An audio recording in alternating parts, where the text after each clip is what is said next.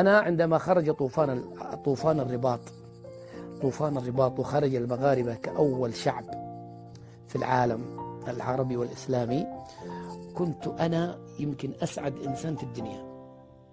هم المغاربة طحنوكم، الشعب المغربي طحنكم، الشعب المغربي بوف بوف بوف بوف بوف نسف الدنيا ولا عاد خلاه.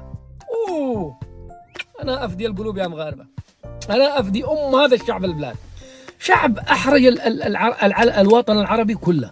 والله العظيم يا جماعة أن الشعب المغربي هذا يتمنى الإنسان أن الله خلقه مغربيا حتى يا بلادي يا زين البلدان، يا جنات على حد الشوف، يا أرض كريمة مضيافة وجملها ناطق بحروف، وناسها نخوة وظرافة، ناسها نخوة وظرافة وجملهم شايع معروف، شحال يا المغرب ولافة واللي سال يجي ويشوف.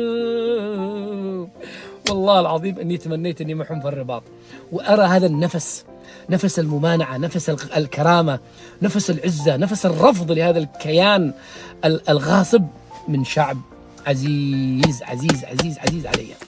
أيها المغاربة الذين خرجتم في طوفان الرباط وستخرجون في طوفان كازا وفي طوفان، كلكم أقسم بالله لو استطعت أن أقبلكم كلكم على رؤوسكم لفعلت.